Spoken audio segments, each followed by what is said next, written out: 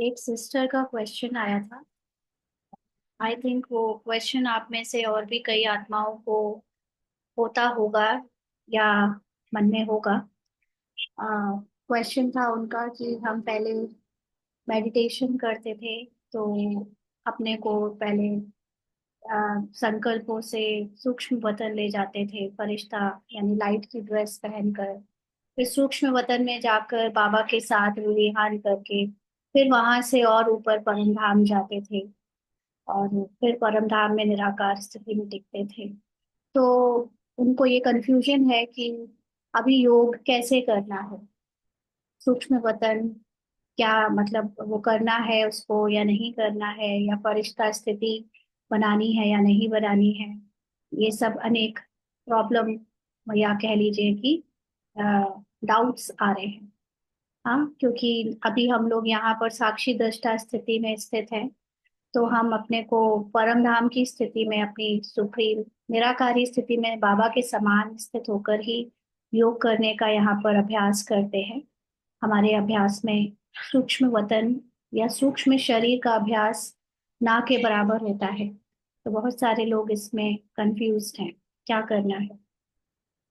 तो देखिए, पहले भी हम सब जो करते थे वो भी राइट था, अभी भी हम सब जो कर रहे हैं वो भी राइट है। फर्क इतना है सिर्फ समझ का। जिसको जैसे जैसे ज्ञान समझ में आता जा रहा है, समझ का मतलब ज्ञान का जो यथार्थ अर्थ है, हम ये योग क्यों लगा रहे हैं और उससे क्या धारण होगा, अपनी अपनी अंडरस्टैंडिंग के हिसाब से हम योग करते हैं। मोस्टली सबको अभी ये है कि सेंटर्स में या ज्यादातर जगह पर जो मेडिटेशन कराया जाता है वो तो अभी ऐसे ही कराया जाता है कि साकारी फिर फरिश्ता स्वरूप फिर निराकारी। बाबा ने हमको ऐसी ड्रिल्स भी कराई हैं। तो हम लोग अभी ये कैसे क्या करना है, देखिए, जितना हम अपने आप को ज्ञान में समझ रहे हैं कि हम कौन हैं, हमारा सत्य क्या है, तो हम उस स्थिति में स्थित होने का ज्यादा से ज्यादा अभ्यास करते हैं। उसको योग बल कहते हैं, उसको तपस्या कहते हैं।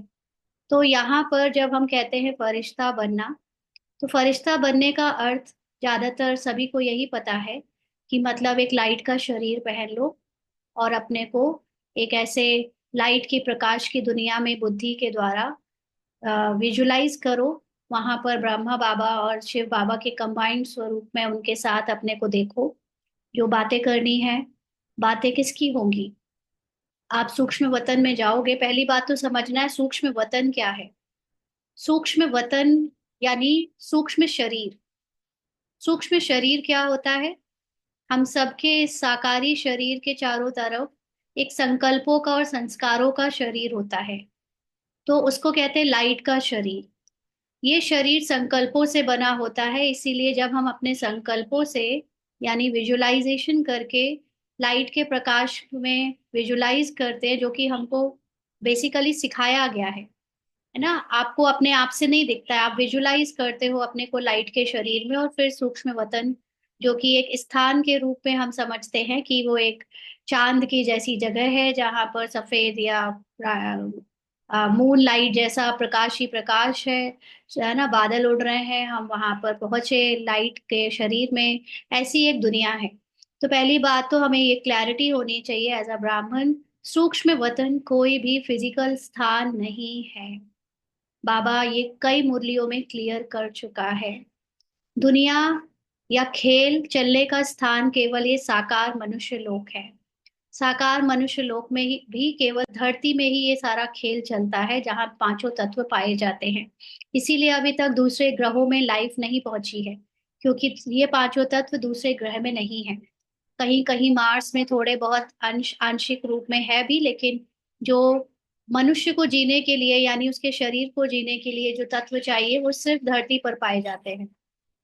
तो सूक्ष्म वतन हमारे संकल्पों का बनाया हुआ संगम युग में एक ऐसा स्थान है जहाँ पर ब्राह्मण यानी ब्राह्मण जो ज्ञानी होते हैं, जो अपने आदि मध्य काल को यानी पूरे ड्रामा को जानते हैं, इस कारण से वो एकदम निश्चिंत और हल्के होते हैं। तो अपनी निराकारी अवस्था को जब हम बार बार याद करके पूरी तरह समर्पित बुद्धि से रोल प्ले करते हैं, पार्ट प्ले करते हैं, तो हमारे अंदर की जो निश्चिंतता है, जो एकदम न्यारापन है, जो हम हद के किसी भी चीज में आकर्षित नहीं होते क्योंकि हमारी बुद्धि बाबा से कंबाइंड हो चुकी है, यानी बाप समान निराकारी स्थिति में स्थित है।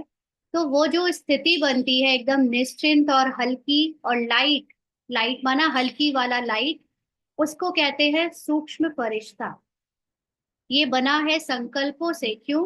क्योंकि अब हमारे संकल्प इस देह के, शरीर के रिश्ते नाते, शरीर की समस्याओं चिंताओं से उपराम होकर अपने सत्य में स्थित है। इसलिए वो जो अब हमारा सूक्ष्म शरीर है, लाइट का शरीर माना हमारे ऑरा में जो संकल्प से बना है, वो आत्मा की निराकारी सत्य स्थिति को अपने संकल्पों में बार बार धारण करने से बना है। तो ये वो जो लाइटनेस है, ये जो हल्कापन है, जिससे हम मनुष्य के जैसे दिखते हैं, लेकिन हमारे कर्मों में हम बहुत हल्के होते हैं, एकदम लाइट होते हैं। मनुष्यों की तरह हम मन के वश नहीं होते, समस्याओं से या परिस्थितियों से हम भार नहीं लेते। तो ऐसी स्थिति को सूक्ष्म स्थिति या सूक्ष्म शरीर कहा जाता है। बाकी ये जो ब्रह्मा बाबा के लिए कहा गया कि अब वो फरिश्ते रूप में है, तो उनका भी सूक्ष्म शरीर है, माना ऐसा नहीं है कि वो कहीं परछाई के रूप में, वाइट प्रकाश की परछाई के रूप में भटक रहे हैं ना। बाबा कोई परछाई के रूप में नहीं भटक रहे हैं, बाबा सूक्ष्म शरीर में है बाबा का, यानी सूक्ष्म जो उनका संकल्प है, जो एकदम निराकारी बाप समान सेवा का संकल्प है, जिसमें उन्हें कलयुग को सतयुग में बदलना है। हम आत्माओं को कलयुगी स्मृति से सतयुगी स्मृति में लाना है, सोल कॉन्शियस बनाना है। उनका वो संकल्प इस समय पूरे विश्व में सेवा कर रहा है। उसको कहते हैं बाबा का सूक्ष्म शरीर सेवा कर रहा है। तो ये आप साइंटिफिकली भी प्रूव्ड है हमारा सूक्ष्म शरीर क्या होता है। तो इसको हम कोई सिर्फ आ, ऐसे नहीं कि बस किसी ने सिखाया तो हम सूक्ष्म वतन पहुंच गए और अपने आप को विजुलाइज कर रहे हैं।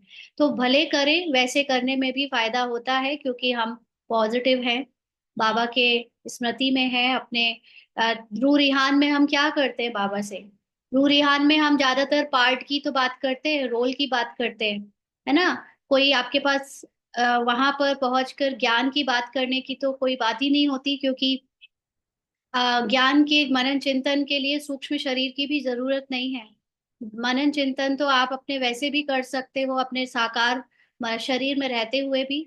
लेकिन जनरली हम लोग रूह रिहान के रूप में अक्सर पार्ट बनकर, शरीरधारी बनकर शरीर की बातें करते हैं, मतलब शरीर के रिश्तों की, पुरुषार्थ की, यहाँ तक कि अगर हम सेवा की भी बात कर रहे हैं तो वो भी तो साकार ड्रामा की ही बात हुई ना। सेवा कहाँ हो रही है, ब्राह्मण रोल कहाँ प्ले हो रहा है इस साकार लोक में, है ना। स्थूल से उस स्थूल बातें हैं ये सारी।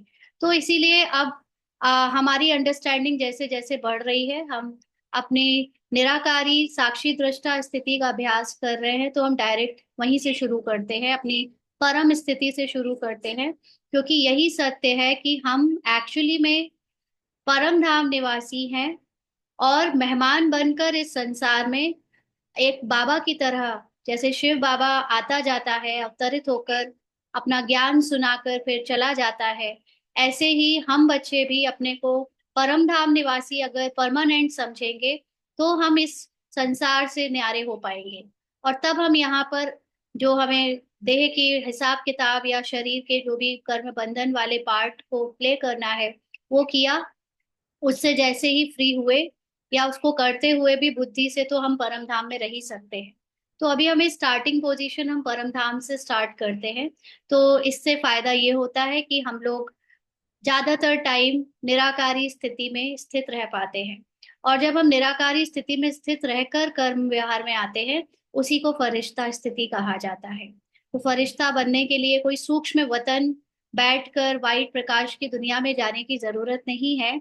अपने को निराकारी स्थिति में बुद्धि से स्थित रखें, अशरीरी होकर रहे, तो जो ये रोल है यही फरिश्ता का रोल हो जाता है। कोई अलग से ऐसे उड़ते हुए हमें पंख नहीं लग जाएंगे जो हम वैसे दिखेंगे। तो फरिश्ता एक स्थिति है ना, जिसका फर्श से कोई रिश्ता नहीं, माना हम यहाँ का खेल खेलते हुए, यहाँ का सब रोल प्ले करते हुए भी हम एकदम बुद्धि से न्यारे हैं, हमें यहाँ से कोई अटैचमेंट नहीं है। इसको फरिश्ता स्थिति कहा जाता है।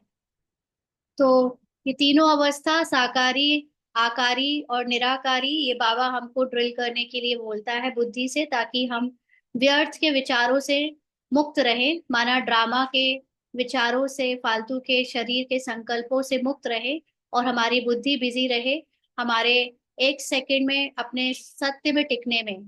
क्योंकि अभी पुरुषार्थ इसी का रह गया है, लास्ट हम सबका जो पुरुषार्थ चल रहा है वो यही है। अब एक सेकंड में हम अपने परम धाम की स्थिति में स्थित होकर ज्यादा से ज्यादा बिताएं। जो भी साकारी पार्ट में कमी कमजोरी चलती है उसको सत्य ना समझे, है ना, उससे अपने को न्यारा करके अपने सत्य में टिके रहे। तभी हमारी अवस्था पूरी तरह सतो प्रधान होगी, माना मन सतो प्रधान बनेगा। ठीक है। तो आप कुछ भी कर सकते हैं, आपकी जैसी समझ है, किसी को कोई चीज एक नहीं कराई जा सकती। यहाँ पर सभी लोग अपने अपने अनुसार ज्ञान ले रहे हैं।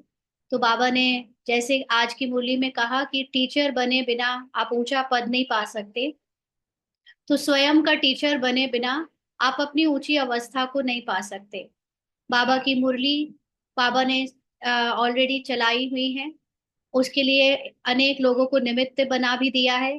दादियों से लेकर हम सब तक बाबा ने अनेक तरह के स्पष्टीकरण समझाने वालों को निमित्त बनाया है। सेंटर की दीदी हो, चाहे हम लोग हों, चाहे दादियां हों, चाहे स्वयं बाप दादा हों। लेकिन अब आपके ऊपर है कि आप कितना अपने आप को समझा पाते हो। आपकी जो समझ कहे आप वो करो, गलत कुछ भी नहीं है। सिर्फ अपने अपने लेवल की और स्टेजेस की बात है कि आपकी समझ किस स्टेज में चल रही है, आप वो करें। ठीक है जी।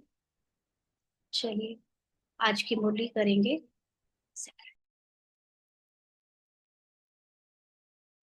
ओम शांति। आज हम लोग करेंगे 23 जनवरी 1973 की मुरली। मुरली का सार है संपूर्ण मूर्त बनने के 4 स्तंभ। संपूर्ण मूर्त बनने के 4 स्तंभ। तो आत्मा अपने मूल रूप में, अपने ओरिजिनल स्वरूप में संपूर्ण ही है। पहली बात ये याद रखना है, आत्मा कंप्लीट है, एब्सोल्यूट है, उसका कुछ भी बिगड़ता बनता नहीं है। लेकिन आत्मा जब ड्रामा में आदि से लेकर अंत तक पार्ट प्ले करते हुए दिखती है, आत्मा दिखती है रोल में हमें कि ये आत्मा रोल प्ले कर रही है, लेकिन आत्मा सदा ही ड्रामा से न्यारी है, सदा ही साक्षी है, बाबा के समान। लेकिन तो फिर ये रोल में कौन है जो मैं महसूस करता है? ये है आत्मा के अंदर की फैकल्टी मन। हम्म। तो सतयुग से लेकर कलयुग तक जो बदलता आया है आत्मा के रूप में, जिसकी अवस्था सतो से रजो, रजो से तमो पहुंची है, वो है मन।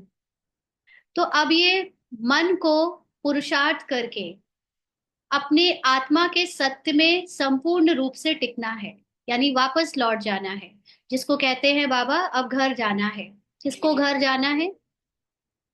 लॉन्ग लॉन्ग एगो जो मन अपने आत्मा से दूर हो गया था, माना उसने अपनी फॉल्स आइडेंटिटी बनाई थी, झूठी पहचान बनाई थी, अब उस मन को वापस घर जाना है।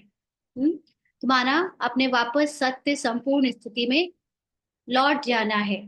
लेकिन वो आत्मा में लौटेगा तब, मर्ज तब होगा जब वो आत्मा के जैसा या परमात्मा के जैसा सतो प्रधान हो जाएगा, यानी उसके सारे संकल्प सतो प्रधान हो जाएंगे।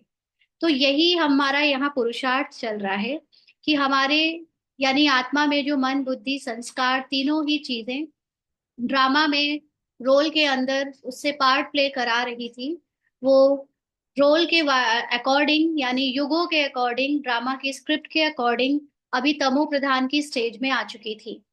तो अब तमो प्रधान बनने के बाद जो नेक्स्ट स्टेज होती है वह है ज्ञान की, जिसमें हम सबको परमात्मा मिला, उसने अपना दिव्य ज्ञान सुनाया, हमारी दिव्य बुद्धि खोली, यानी बुद्धि का ताला खोला, और हमें उस बुद्धि में दिव्य ज्ञान सुनाकर ये बताया कि तुम मन बुद्धि संस्कार जो अपने सत्य से कोसों दूर हो चुके हो, ड्रामा अनुसार ही अब वापस लौटने का समय है।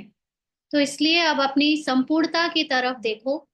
जो आत्मा तुम्हारा संपूर्ण स्वरूप है, जो कि एकदम मेरे समान है, बाप समान है, उसको बार बार याद करो, उसमें टिको। तो तुम्हारे अंदर जो तमो प्रधान रजो प्रधान मन बुद्धि संस्कार का पार्ट है, वो धीरे धीरे करके मर्ज हो जाएगा, खत्म हो जाएगा। और फिर तुम्हारी सतो प्रधान स्थिति वापस लौट आएगी। तब तुम आत्मा में फिर से मर्ज हो जाओगे, यानी संपूर्ण बन जाओगे। तो उसी स्टेज को अभी हम ज्ञान से जान लेने के बाद कि मेरी ओरिजिनल स्थिति है ही संपूर्ण, लेकिन अभी रोल तमो और रजो से गुजर रहा है। तो इस रोल में जो मन है, उसको भी सतो प्रधान इसी ब्राह्मण जीवन में बनना है, इसी पुरुषार्थ से बनना है, ड्रामा की कहानी में है। इसलिए अब उसको संपूर्ण मूर्त बनना है। तो यानी हमारे कर्म व्यवहार में, चाल चलन में, स्वरूप में संपूर्णता दिखे। जो हमें देखे, उसको हमारा पुराना रोल ना दिखे, पुराना पार्ट ना दिखे, यानी तमो ये पुरानी आइडेंटिटी ना दिखे, एकदम भगवान के समान स्वरूप दिखे। उसके लिए वो वैसा संपूर्ण मूर्त बनने के चार स्तंभ है। तो बाबा ने मुरली आगे चलाई। बच्चों को सदा स्नेही, सहयोगी, सर्व शक्तियों में समान बनाने वाले, सर्व सिद्धियों की प्राप्ति कराने वाले और प्रत्यक्ष फल देने वाले बाबा बोले, सभी अपने को संपूर्ण बनाने के पुरुषार्थ में चल रहे हो। संपूर्ण मूर्त बनने के लिए मुख्य चार विशेषताएं धारण करनी है, जिससे सहज ही संपूर्ण मूर्त बन सकते हो। तो आत्मा, उसका जो मन इस समय रजो तमो से गुजर चुका है और अभी उसमें पुरुषार्थ करने का पार्ट चल रहा है, उसे संपूर्ण बनने के लिए मुख्य चार विशेषताएं धारण करनी है। तो उसको धारण करके हम बहुत इजली अपने आत्मा के स्वरूप में, यानी सत्य संपूर्ण रूप में उसका मूर्त बन सकते हैं। जैसे औरों को योग की स्थिति में सदा एक रस स्थिति में स्थित होने के लिए चार मुख्य नियम स्तंभ के रूप में दिखाते हो व बताते हो, ऐसे ही सदा संपूर्ण मूर्त बनने के लिए यह चार विशेषताएं स्तंभ के रूप में हैं। जैसे हम जब कोर्स कराते हैं, तो कोर्स एंड होने के बाद हम सबको क्या बताते हैं कि आपको मेडिटेशन करने के लिए चार सब्जेक्ट्स को अपने जीवन में उतारना है। वो चार सब्जेक्ट्स कौन कौन से हैं? ज्ञान, योग, धारणा और सेवा। तो ऐसे ही अब हम लोग फिर से अपना कोर्स करवाएं, अपने आप को याद दिलाएं कि आत्मा जो इतने दिनों से पुरुषार्थ मन के द्वारा कर रही है, हाँ, अपनी संपूर्णता में लौटने के लिए, उसको उस संपूर्ण मूर्त बनने के लिए चार मुख्य स्तंभ याद रखने पड़ेंगे। वह कौन से? पहला, ज्ञान मूर्त। जैसे वहां पर चार सब्जेक्ट थे योगी बनने के, ऐसे ही चार सब्जेक्ट यहाँ भी हैं। नाम का थोड़ा सा बस शब्दों का परिवर्तन है। पहला है ज्ञान मूर्त, सिर्फ ज्ञान नहीं, ज्ञान मूर्त, यानी उसका स्वरूप बनना है ज्ञान का। दूसरा गुण मूर्त, हमारे स्वरूप में, हमारे चाल चलन कर्म सोच में गुण दिखे। तीसरा महादानी मूर्त, महादानी सेवा का सब्जेक्ट है। गुण मूर्त धारणा का सब्जेक्ट था। ज्ञान तो ज्ञान का हो ही गया, और महादानी मतलब ज्ञान देने, हमेशा ज्ञान ही हमारे चरित्र से रिफ्लेक्ट हो, उसको कहते हैं महादानी मूर्त। चौथा है याद मूर्त, याद माना योग, तो योग मूर्त माना तपस्वी मूर्त, सदा अपने को आत्मा समझ के चलने वाले स्वरूप में स्थित रहे। तो यह चारों ही विशेषताएं अपने में लाने से संपूर्ण स्थिति बना सकते हो। हमें फिर से बाबा कोर्स करने को बोल रहा है अपना, है ना, कि वो तो हमने योगी बनने के लिए चार सब्जेक्ट्स उठाए, बट अब यहाँ पर हमारे मूर्त में, हमारे रोल में ही ये चारों चीजें दिखनी चाहिए। ये विशेषताएं रोल में अगर आ जाए तो हम संपूर्ण स्थिति बना सकते हैं। अब यह देखो कि अपनी मूर्त में ये चारों ही विशेषताएं प्रत्यक्ष रूप में अनुभव होती हैं, वह अन्य आत्माओं को भी दिखाई देती है। ये खास बात है, खुद को दिखाई देती है और साथ साथ औरों को भी दिखाई देती है। माना क्या, औरों को मेरी पर्सनालिटी में, चरित्र में ज्ञान दिखता है। हाँ, मेरे कर्म में, मेरे बोल में, मेरे सोच में की मैं खुशबू आती है। गुण मतलब वो सातों गुण, प्रेम, पवित्रता, शांति, आनंद वगैरह सब।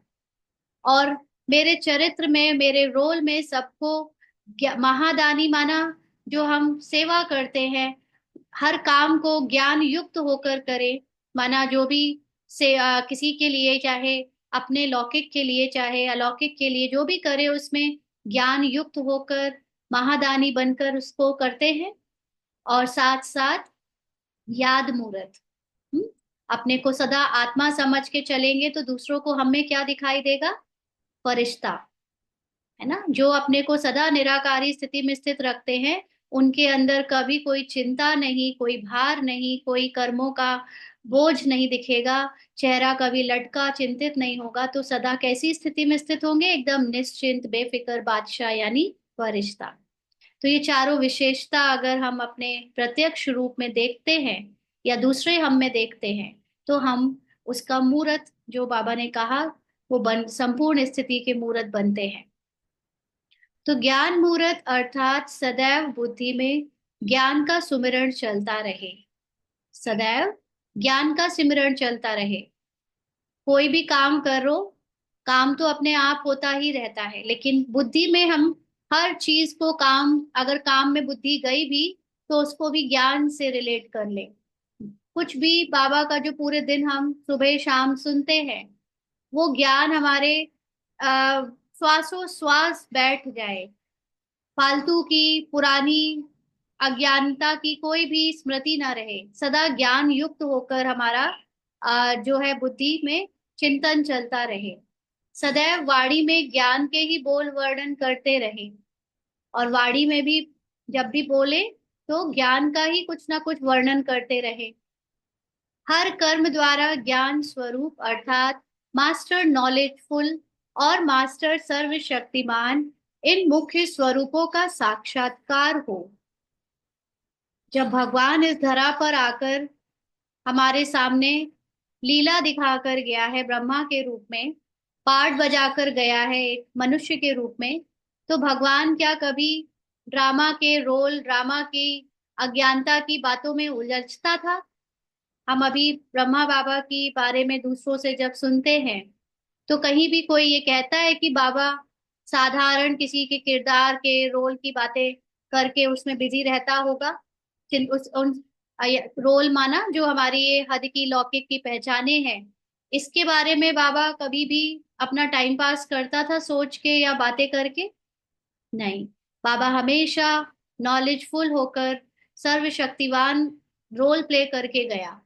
तो हमारे अंदर हम भी चेक करें कि हमारे अंदर वो परिवर्तन कितना आया है। हम्म, तो दूसरों को हमारे अंदर कितना वो स्वरूप का साक्षात्कार होता है। एक होता है कि हम लौकिक में हैं भाई, गृहस्थी वाले हैं, हर तरह के लोग आते हैं, बातचीत करते हैं, कोई बात नहीं, वो लोग कुछ भी बातचीत करें, लेकिन हम उनकी बातचीत में कहीं साधारण हो तो नहीं जाते हैं। हाँ, साधारण ड्रामा की स्मृति और पहचानों में ही उनके जैसे तो नहीं बन जाते हैं। हाँ, थोड़ा बहुत किसी के लिए कभी कभी हुआ भी, लेकिन अंदर से हमेशा अपने नॉलेजफुल की स्थिति रहती है, स्मृति रहती है। अगर हाँ, तो बाबा कहते हैं उसको कहा जाता है ज्ञान मूर्त। इस प्रकार से मन, वाणी और कर्म द्वारा गुण मूर्त, हम्म, गुण मूर्त मतलब हमारे संकल्पों में सदा शांति, प्रेम, संतुष्टता, शक्ति, आनंद रहे। बोल में भी जब भी कोई हमारी वाणी सुने तो उसको शांति, आनंद, प्रेम, पवित्रता की झलक दिखे।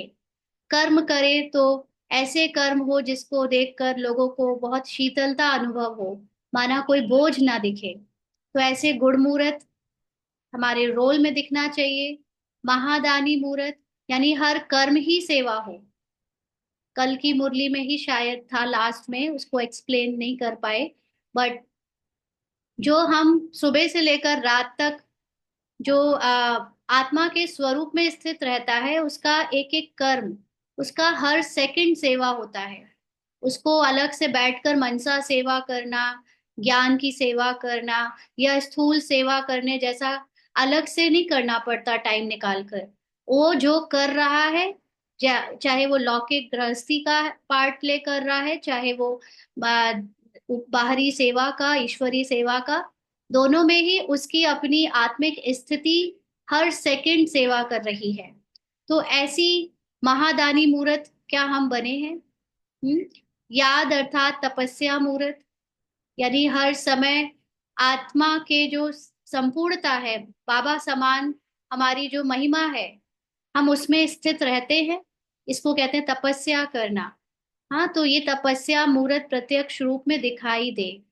किसको दिखाई देगी? पहले तो खुद को दिखाई देगी ना, ये तपस्या औरों को नहीं दिखेगी।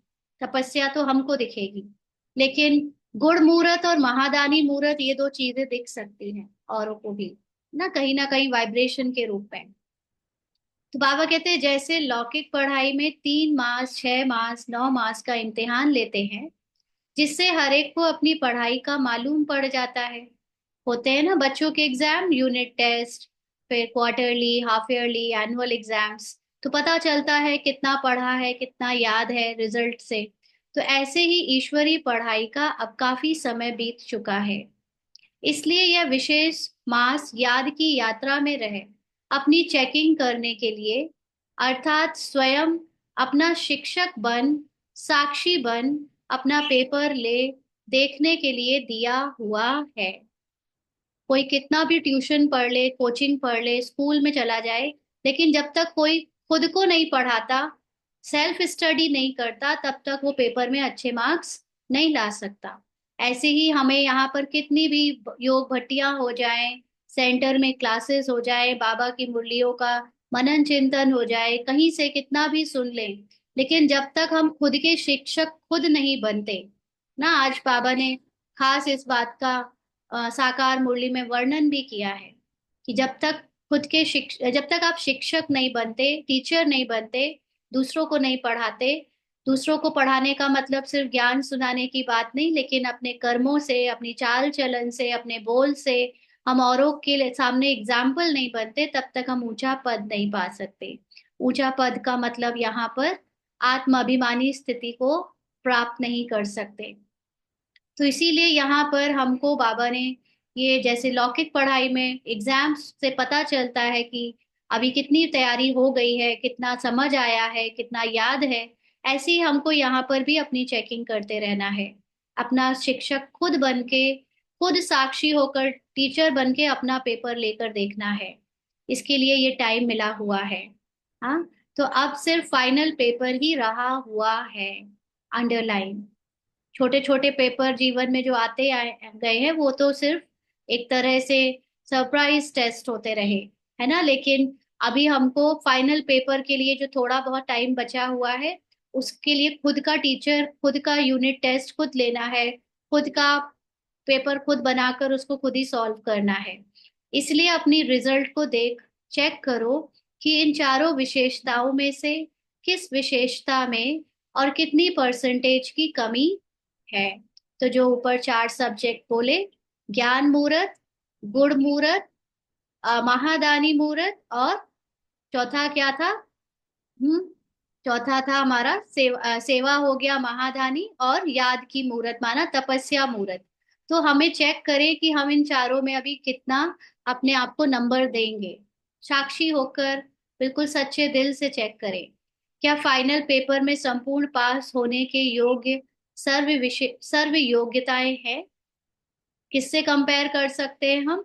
चाहे ब्रह्मा बाबा से, चाहे हमारी जो दादियां गई हैं उनके स्टेज से, अपने आप को चेक कर सकते हैं कि हमारी चाल चलन, बोल, संकल्प, हर चीज में वो योग्यताएं दिखती है कि हम फाइनल पेपर में पास हो जाएंगे। तो बाबा ने कहा यह मास परिणाम देखने का है। ये जो बाबा की मुरली तो वैसे जनवरी की है, बट हम दिसंबर के एंड में पहुंच गए हैं। है ना। तो हम अभी इस समय जो महीना चल रहा है इसको अपने रिजल्ट को चेक करने में स्पेंड कर सकते हैं, ताकि हम अगर रिजल्ट में कुछ कमी रह गई है, तैयारी में कुछ कमी रह गई है, तो हम उसको पूरी भर सकें। तो बाबा ने कहा परसेंटेज अगर कम है तो संपूर्ण स्टेज कैसे पा सकेंगे।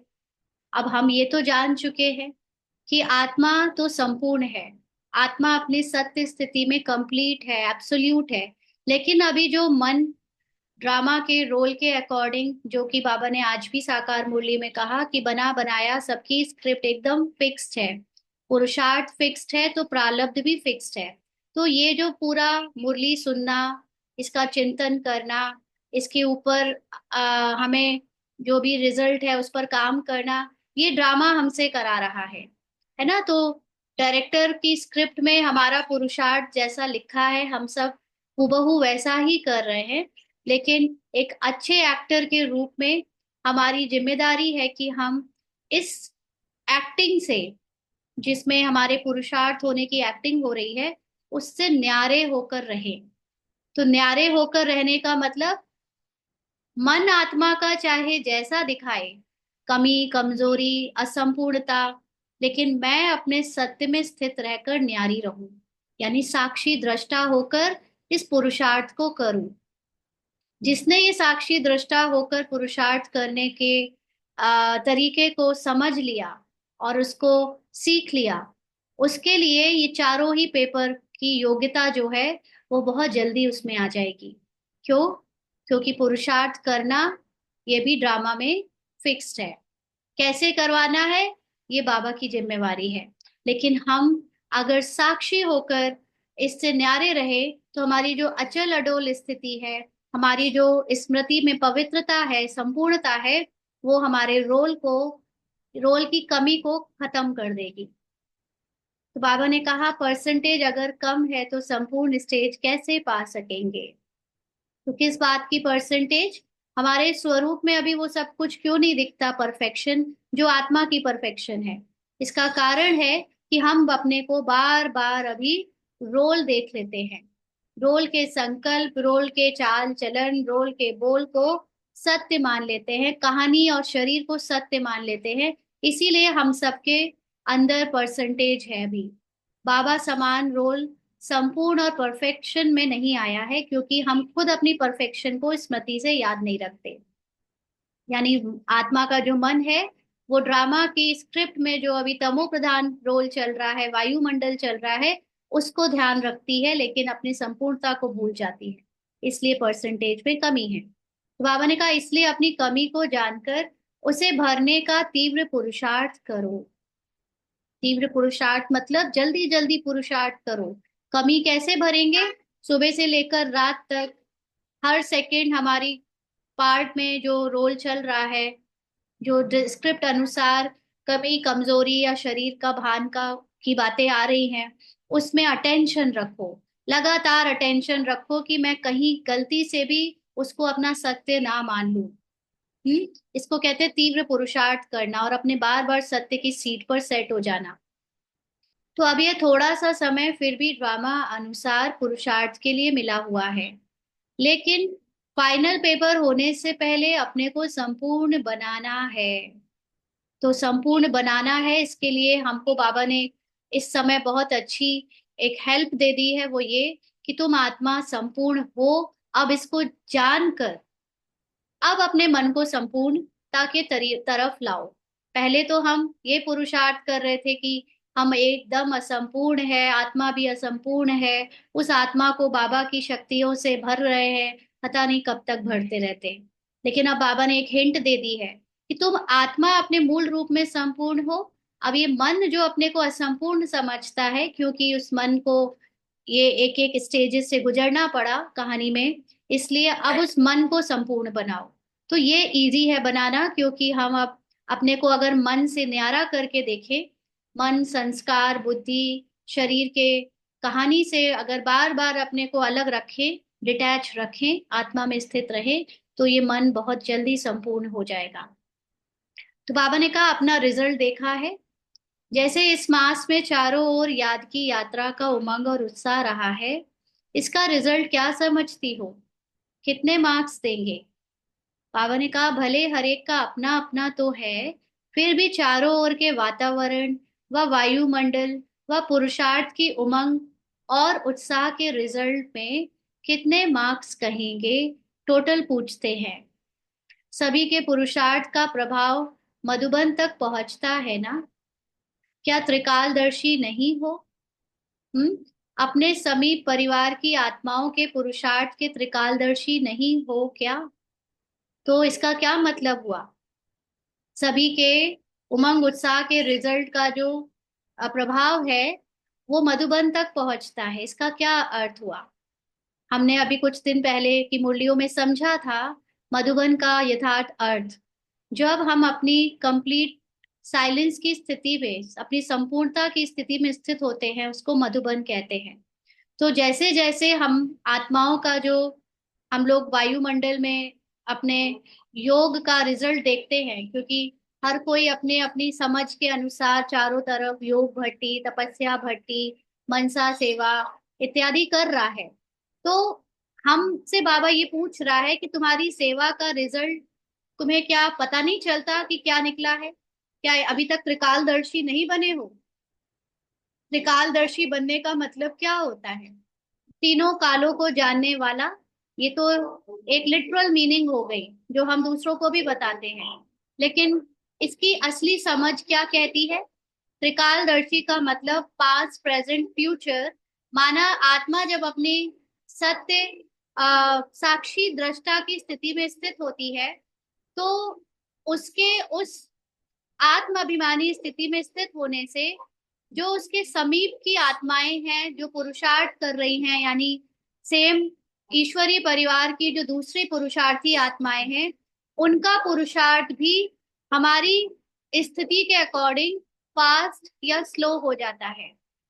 तो सभी के पुरुषार्थ का प्रभाव मधुबन तक पहुंचता है ना, इसका मतलब हमारी हाईएस्ट स्थिति का प्रभाव सभी की ऊपर पड़ता है, और भी दूसरे जो पुरुषार्थी आत्माएं हैं उनके ऊपर भी पड़ता है। तो बाबा ने कहा क्या भविष्य के ही त्रिकालदर्शी हो? माना सिर्फ सतयुग का ही पता है अभी तक, प्रेजेंट में दूसरी आत्माओं का पुरुषार्थ देखकर अपनी स्टेज पता नहीं कर सकते हो? वर्तमान के नहीं हो? और ड्रामा अनुसार अभी क्या चल रहा है सबके पुरुषार्थ में, उसके उसके वाइब्रेशन से या उसको अनुभव करके पता नहीं, परख नहीं सकते हो कि ये हमारा प्रभाव कहाँ तक पहुंचा है या हम कितने संपूर्णता के करीब पहुंचे हैं। तो बाबा ने कहा जब साइंस वाले पृथ्वी से स्पेस में जाने वालों की हर गति और हर विधि को जान सकते हैं, तो क्या याद के बल से आप अपने श्रेष्ठ पुरुषार्थ की गति और विधि को नहीं जान सकते हो? कईयों के अंदर ये डाउट रहता है ना, पूछते हैं आप लोग कि पता नहीं दीदी कहाँ तक पुरुषार्थ कैसा चल रहा है, समझ नहीं आ रहा है। तो बाबा कह रहा है कि जब साइंस जो कि हमारी ही रचना है, उसके पास ऐसे इंस्ट्रूमेंट्स हैं, उसने ऐसी खोज कर ली है कि वो स्पेस में जाने वाले कोई भी रॉकेट या कोई भी चीज की गति निकाल सकता है, और उस कैसे जा रहा है उसकी विधि को भी वो निकाल सकता है। तो जो हम रचयिता है, जो आत्मा संपूर्ण ज्ञानी है, ऐसा संसार का कोई सब्जेक्ट नहीं है, ऐसी कोई स्किल नहीं है जिसका ज्ञान आत्मा में ना हो। क्यों? क्योंकि 84 जन्मों का पूरा पार्ट और उसमें होने वाली हर घटना आत्मा के अंदर ही फिक्स्ड है, रिकॉर्डेड है। तो जिसके अंदर ये सारी चीजें रिकॉर्डेड है, उसको क्या अपने उसको कोई बात की विधि या गति या कोई चीज पता नहीं होगी? लेकिन हम उस आत्मा में स्थित नहीं होते हैं, तो ये जो हद का माइंड है, ये रोल का जो माइंड है, वो अपनी लिमिटेड बुद्धि से दूसरों की बाकी की चीजों को नहीं जान पाता। तो बाबा ने कहा कि अपने याद के बल से आप श्रेष्ठ पुरुषार्थ की गति और विधि को नहीं जान सकते हो। तो हमारा जो सोल कॉन्शियस स्टेज है, हाईएस्ट कॉन्शियस स्टेज है, उसमें अगर टिक जाए तो हमें ये जो रोल में जो मन की गति चल रही है पुरुषार्थ की, और वो सही विधि है या नहीं है, ये क्या हम नहीं निकाल सकते? क्योंकि आत्मा का जो अनुभव है उसमें वो देख सकती है कि अभी मन में कितनी आत्मा से विपरीत हलचल या अलग अलग तरह की बातें होती हैं। अगर मन आत्मा के समान अचल अडोल शांति प्रेम पवित्रता की तरफ संकल्प करने लगा है, माना उसकी पुरुषार्थ की गति और विधि फास्ट है। लेकिन अगर वो बार बार मन पुरानी दुनिया की तरफ आकर्षित होकर उससे पहचान बनाता है, तो हमारी गति और विधि स्लो है। तो बाबा ने कहा, क्या लास्ट में जानेंगे जब आवश्यकता ही नहीं होगी? पुरुषार्थ एंड हो जाएगा, फिर जानकर क्या करेंगे? अभी से यह जानने का अभ्यास भी होना चाहिए, यानी कैचिंग पावर चाहिए, है ना। जैसे एक अच्छे स्टूडेंट की निशानी होती है, उसे पता चलता जाता है कि वो जैसे जैसे तैयारी कर रहा है, तो अभी उसकी कितनी तैयारी हो गई है, कितना रह गया है। तो जो रह गया है उसको वो कवर करता है, ताकि फाइनल एग्जाम के पहले वो सब कुछ कवर करके कॉन्फिडेंस के साथ एग्जाम दे। और उसको फिर पता होता है कि उसका तो सिलेक्शन हुआ पड़ा है। तो ऐसे ही हम अगर पुरुषार्थ कर तो रहे, लेकिन पता नहीं कि कहाँ तक पहुंचे हैं, कितना किया है, सही कर रहे हैं गलत कर रहे हैं, इस विधि से करे कि उस विधि से करे, अभी इसी में कंफ्यूजन है। तो फिर कैसे होगा? कैसे हम जो बचा हुआ पुरुषार्थ है, संपूर्णता की स्टेज है, उसको पा पाएंगे? तो बाबा ने कहा कि जैसे साइंस दूर की आवाज को कैच कर चारों ओर सुना सकती है, तो आप लोग भी शुद्ध वाइब्रेशन, शुद्ध वृत्ति व शुद्ध वायुमंडल को कैच नहीं कर सकती हो? हम्म। हम सब की आत्मा की जो होल स्टेट है, जो ओरिजिनल स्टेट है, वो पूरी तरह प्योर है। उसकी जो शुद्ध वाइब्रेशन वृत्ति और वायुमंडल होता है, क्या मैं अपने उस वृत्ति और वायुमंडल को बार बार कैच नहीं कर सकती हूँ? ये कैचिंग पावर प्रत्यक्ष रूप में अनुभव होगी। जैसे आजकल दूर से सीन टेलीविजन द्वारा स्पष्ट दिखाई देते हैं, वैसे दिव्य बुद्धि बनने से, सिर्फ एक याद के शुद्ध संकल्प में स्थित रहने से, आप सभी को भी एक दूसरे की स्थिति व पुरुषार्थ की गतिविधि ऐसे स्पष्ट दिखाई देगी। तो यहाँ पर ना सिर्फ अपना पुरुषार्थ, लेकिन अगर मैं आत्माभिमानी स्थिति में स्थित रहती हूँ और दिव्य बुद्धि में दिव्य ज्ञान का चिंतन रखती हूँ, ज्ञान का बार बार रिवीजन करती हूँ, तो उसके कारण जो मुझे ना सिर्फ अपने पुरुषार्थ की स्पीड बल्कि औरों के पुरुषार्थ का भी स्पष्ट गतिविधि दिखाई देगी, औरों के पुरुषार्थ में क्या चल रहा है। तो यह साइंस भी कहाँ से निकली है? हम्म। साइलेंस की शक्ति से ही साइंस निकली है। इसका मतलब समझते हैं? साइलेंस की शक्ति से ही साइंस निकली है। हम्म। ये साइंस है बाहर के यूनिवर्स को की खोज करने के लिए। साइंस ने क्या करा है? बाहर जो यूनिवर्स दिखने में आता है, उसकी कुछ नई चीज तो इजाद की नहीं है। जो बनी बनाई चीजें हैं उसी के बारे में साइंस ने पता किया है, या उसी मेथड्स को यूज करके चीजें बनाई हैं, राइट। तो ये सारी चीजें किसके अंदर है? ड्रामा के अंदर है। और ड्रामा किसके अंदर है? मुझ आत्मा के अंदर है। लेकिन वो कब मुझे फील होता है? जब मैं साइलेंस में बैठती हूँ, यानी जब मैं अंतर्मुखी होकर अपने साइलेंस में स्थित होती हूँ, तो मुझे पूरा यूनिवर्स, उसके अंदर चल रहा ड्रामा, सब कुछ साक्षी होकर दिखता है। तो ये साइंस कहाँ से निकली है? साइलेंस से, है ना। तो साइंस आप लोगों की वास्तविक स्थिति और संपूर्ण स्टेज को समझाने के लिए एक साधन निकला है, अंडरलाइन। अभी तक हम लोग साइंस को स्पिरिचुअलिटी से अलग समझते थे। हम समझते थे कि साइंस स्पिरिचुअलिटी को प्रूव नहीं कर सकती। हाँ, साइंस मतलब जब साइंस खत्म होती है तब स्पिरिचुअलिटी शुरू होती है। नो, साइंस और स्पिरिचुअलिटी एक ही सिक्के के दो पहलू हैं। और साइंस ही स्पिरिचुअलिटी को प्रूव करती है, क्योंकि आज के संसार में ज्यादातर लोग हर चीज का प्रूफ चाहते हैं कि प्रूफ करो ये चीज है या नहीं है। और साइंस मेजॉरिटी चीजों को प्रूफ कर देती है। इसीलिए लोगों का विश्वास भगवान से ज्यादा साइंस में हो गया, क्योंकि भगवान को हम लोगों ने अंधविश्वास के रूप में, हमारे बूढ़े बुजुर्गों ने जो सुनाया माना, मान लिया एज इट इज। उसके पीछे कोई लॉजिक नहीं किसी ने समझाया, कोई साइंस नहीं बता पाया, जबकि वो सारी बातें साइंटिफिक थी। सारी ना सही बट मेजोरिटी बातें बातें हमारे ऋषि मुनियों ने अपनी संपूर्ण ज्ञान की स्थिति से उनको समाज में पहुंचाया था, लेकिन बाद में फॉलो करने वालों ने उसके प्रोसेस के बारे में जानने की इच्छा नहीं रखी। वो नहीं जान पाए, उनकी बुद्धि रजोतमो हो चुकी थी, इसलिए सिर्फ एज इट इज मान लिया। तो आज हम जिसको अंधविश्वास कहते हैं, उस सब के पीछे साइंस है। और अगर उसी चीज को जब साइंटिफिकली प्रूव कर देते हैं, तो वो बातें फिर साइंस की धरोहर हो जाती हैं। तो ऐसे ही बाबा ने कहा कि ये जो आपकी जो संपूर्ण स्टेज है, इस या आपकी जो आत्मा की जो वास्तविक स्थिति है, इसको दुनिया के सामने प्रत्यक्ष रूप से इन दो आंखों से दिखाने के लिए साइंस आई है। और ये हो भी रहा है। ये जो क्वांटम फिजिक्स है, ये जो अभी साइंस एकदम सूक्ष्म लेवल पे जा रही है, ये हमारी स्पिरिचुअलिटी को लोगों के सामने स्थूल रूप में दिखा रही है, जिसको अभी तक ऋषि मुनियों ने अपने अंदर अनुभव किया, सिर्फ अपनी तपस्या से दिखा नहीं सके, किसी को बता नहीं सकते वो अनुभव, है ना। वो खुद अपनी उस स्थिति में जाकर ही हो सकता है। उस चीज को साइंस अब करके सबके सामने दिखा रही है। तो ये साधन उसके के लिए निकला है, क्योंकि सूक्ष्म शक्ति को जानने के लिए तमोगुणी बुद्धि वालों के लिए कोई स्थूल साधन चाहिए।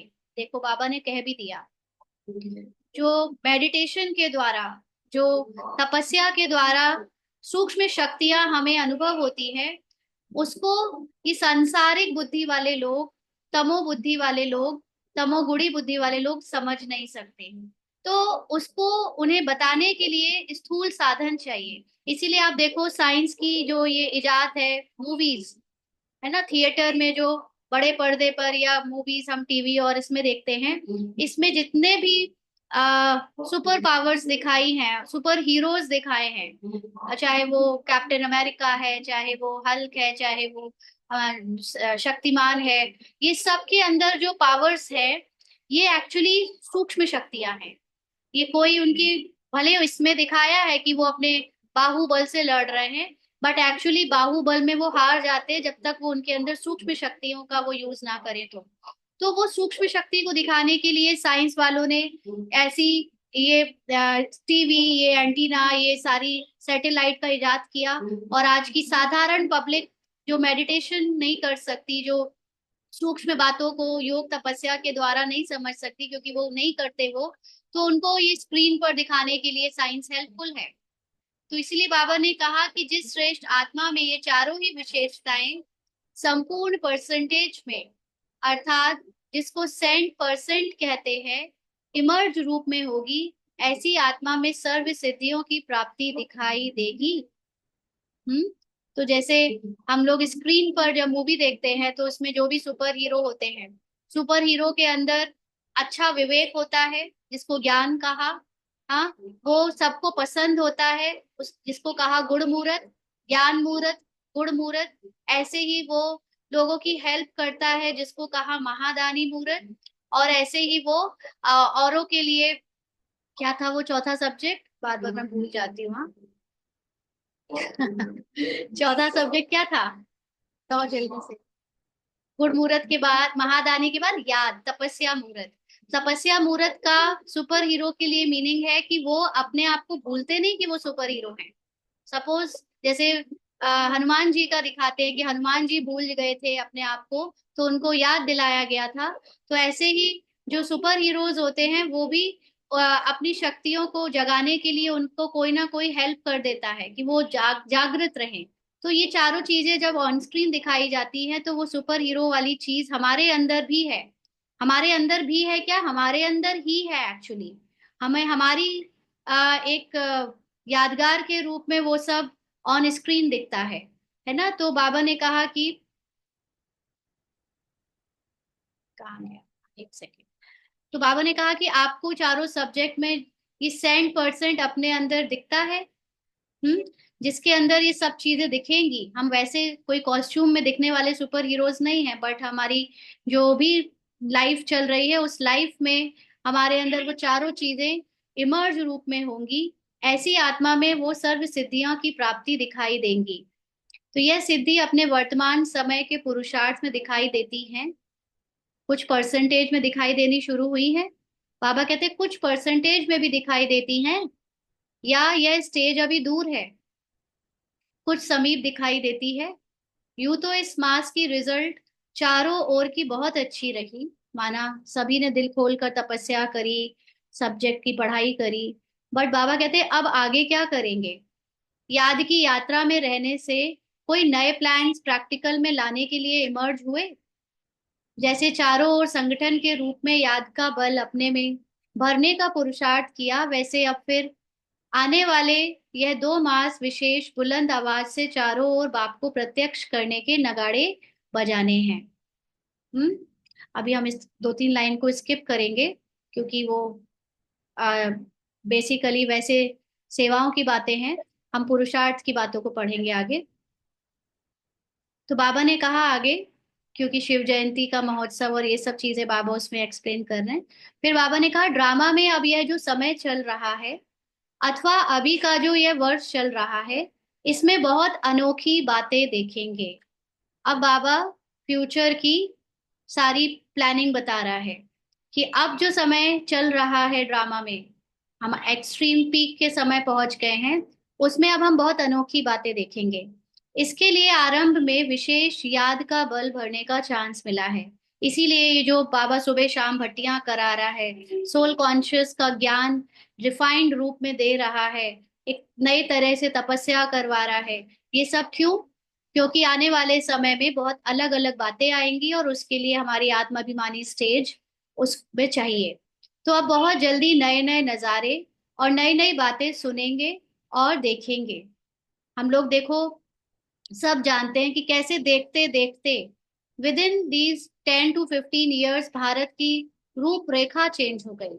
आज से 10-15 साल पहले हम भारत के जब गांव शहर में जाते थे, तो कैसे खच्चड़ रोड होती थी, कितना धुआं, कितनी अजीब सी सब कुछ होता था, एक थोड़ा सा गरीब सा दिखता था भारत। और पिछले 10-20 साल के अंदर भारत एक नई ऊंचाई को छू रहा है। भारत की रोड्स, भारत का इंफ्रास्ट्रक्चर, भारत की नई नई चीजें, टेक्नोलॉजी एकदम भारत को नया दिखा रही हैं।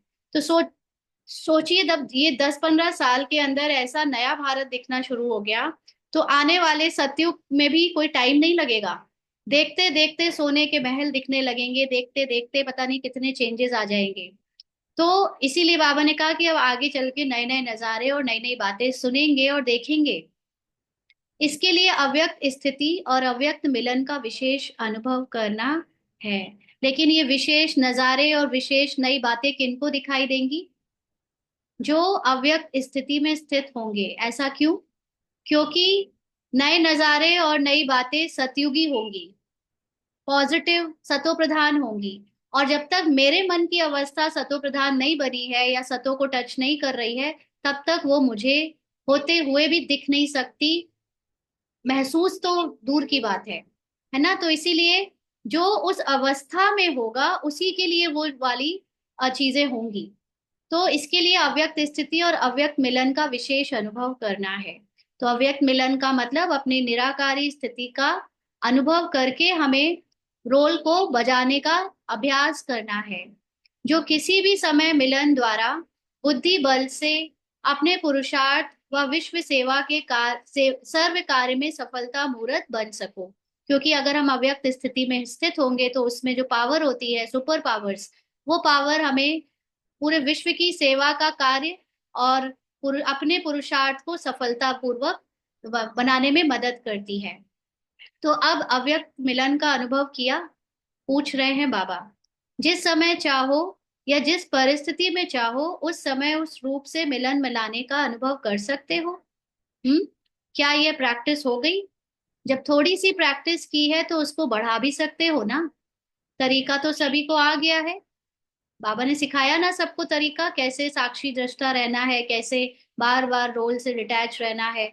तो यह तो बहुत सहज तरीका है, जिससे जिस देश में जिस रूप में मिलना चाहते हो वैसा अपना वेश बना लो। अगर अपना वेश बना लिया तो उस वेश में और उस देश में ही पहुंच ही जाएंगे, और उस देश के वासी बाप से अनेक रूप से मिलन मना सकेंगे। तो बाबा ने जैसे कहा ना, जिस देश के वासी, अगर आपको सूक्ष्म वतन अच्छा लगता है तो आप सूक्ष्म वतन से, सूक्ष्म शरीर से बाबा से रूरिहान करो, मिलो। अगर आप निराकारी स्थिति तक पहुंच चुके हो तो निराकारी स्थिति में बाबा के समान बन के मिलन बनाओ। तो ये हमारे ऊपर है।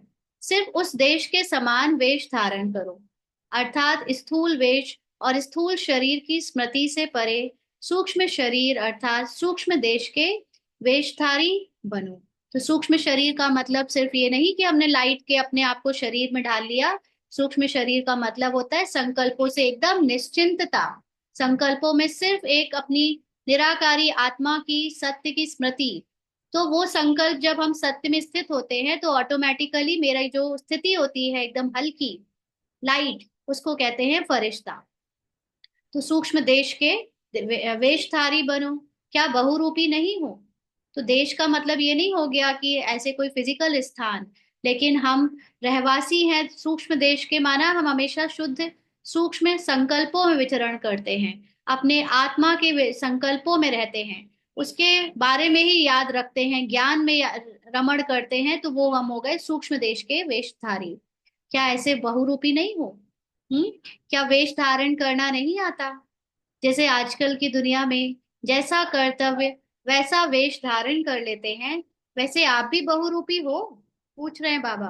तो जिस समय जैसा कर्म करना चाहते हो, क्या वैसा वेश धारण नहीं कर सकते? अभी अभी साकारी और अभी अभी आकारी। जैसे स्थूल वस्त्र सहज बदल सकते हो, तो क्या अपनी बुद्धि द्वारा अपने सूक्ष्म शरीर को धारण नहीं कर सकते हो? हाँ, बुद्धि से तुरंत एकदम अपने निर्विघ्न स्थिति, अपनी निराकारी स्थिति में स्थित हो जाओ, सिर्फ बहुरूपी बन जाओ, तो सर्व स्वरूपों के सुखों का अनुभव कर सकेंगे। बहुत सहज है, अपना ही तो स्वरूप है। कोई नकली रूप किसी दूसरे का थोड़ी धारण करते हो। दूसरों के वस्त्र ऊपर नीचे हो सकते हैं, फिट हो या ना हो, लेकिन अपने वस्त्र तो सहज ही धारण हो सकते हैं। ये सूक्ष्म शरीर, ये निराकारी रूप, ये हमारा ही तो है, किसी और का थोड़ी ना है। तो ये अपना ही तो रूप है, सहज है ना। ड्रामा अनुसार यह विशेष अभ्यास भी कोई रहस्य से नूंधा हुआ है। कौन सा रहस्य भरा हुआ है? हम्म। टच होता है? बाबा पूछ रहे हैं। जो भी सभी बोल रहे हैं सभी यथार्थ है, क्योंकि अब यथार्थ स्थिति में स्थित हो ना, तो आत्मा के स्थिति में, ज्ञान की स्थिति में स्थित होते ही हमें यथार्थ टचिंग होती है। व्यर्थ स्थिति तो नहीं है, माना ड्रामा के रोल की पहचान की स्थिति तो नहीं है, समर्थ शक्ति स्वरूप की स्थिति है ना। समर्थ शक्ति स्वरूप माना आत्माभिमानी स्थिति। अब ड्रामा की रील जल्दी जल्दी परिवर्तित होनी है, अंडरलाइन, जल्दी जल्दी परिवर्तित होनी है। जो अब वर्तमान समय चल रहा है, ये सभी बातें परिवर्तन होनी है। व्यक्त द्वारा अव्यक्त मिलन, यह सभी तीव्र परिवर्तन होने हैं। अभी तक ब्रह्मा बाबा से पहले व्यक्त में मिलन हुआ, फिर बाप दादा यानी गुलजार दादी से अव्यक्त मिलन हुआ, फिर अभी बीच में कुछ निमित्त बहने या भाई जिनके द्वारा अव्यक्त मिलन आके ज्ञान सुनकर कर रहे हैं, बट ये भी खत्म हो जाना है। सबका अपना अपना पर्सनल अव्यक्त मिलन रह जाएगा। फिर ये नहीं होगा कि कोई आपको निमित्त बनकर भी बाबा से मिलन करवा सकेगा, है ना। इसके लिए स्वयं को शक्तिशाली बनाना है, इस समय बहुत तेजी से आगे बढ़ रहा है। तो इस कारण अव्यक्त मिलन का विशेष अनुभव विशेष रूप से कराया है, और आगे भी अव्यक्त स्थिति द्वारा अव्यक्त मिलन के विचित्र अनुभव बहुत करेंगे। कौन करेगा? जो अव्यक्त स्थिति में स्वयं होगा। पहले एक ब्रह्मा बाबा एक गुलजार दादी के रूप में अव्यक्त मिलन हुए, अब हर एक को अपनी अपनी स्थिति से बाबा से डायरेक्ट मिलन होगा। तो इस वर्ष को अव्यक्त मिलन द्वारा विशेष शक्तियों की प्राप्ति का वरदान मिला हुआ है। इसीलिए ऐसे नहीं समझना कि यह मास समाप्त हुआ, लेकिन इसी अभ्यास को और इसी अनुभव को जो लगातार आगे आगे बढ़ाते रहेंगे, उनको बहुत नए नए अनुभव होते रहेंगे। समझा? ऐसे सर्व गुणों में अपने को संपन्न बनाने वाले, अपने संकल्प वाणी और कर्म द्वारा सर्व विशेषताएं प्रत्यक्ष करने वाले, बाप दादा के दिव्य पालना का प्रत्यक्ष फल दिखाने वाले, बाप के सदा स्नेही सदा सहयोगी, सर्व शक्तियों में समान बनने वाले और सर्व सिद्धियों को प्राप्त करने वाली श्रेष्ठ आत्माएं और तीव्र पुरुषार्थी आत्माओं को बाप दादा का याद प्यार और नमस्ते। हम रूहानी बच्चों की रूहानी बाप दादा को याद प्यार नमस्ते। थैंक यू बाबा। तो इस पूरी मुरली का सार है ज्ञान बिंदु का, कि ईश्वरीय पढ़ाई का अब काफी समय बीत चुका है। हम्म। इसीलिए याद की यात्रा में रहे अपनी चेकिंग करने के लिए, अर्थात स्वयं अपना ही शिक्षक बन, साक्षी बन अपना पेपर लेना है। तो अपना टीचर खुद बनेंगे और ऊंचा पद पाएंगे, माना ऊंची अवस्था में जाएंगे। आत्माभिमानी स्थिति को खुद अपनी ही पढ़ाई से, अपनी समझ से बनाएंगे, साक्षी डिटैच्ड ऑब्जर्वर बनकर अपने रोल के जो आ रही अनेक परीक्षाएं हैं उसमें खुद देखें कि हम पास हो रहे हैं, है ना। क्योंकि साक्षी दृष्टा स्थिति में आत्मा अपने सत्य में स्थित रहती है और रोल में जो भी परीक्षाएं आती हैं वो बहुत अच्छे से निपट जाती हैं जब मैं अपने सत्य की सीट पर सेट रहती हूँ तो। अच्छा।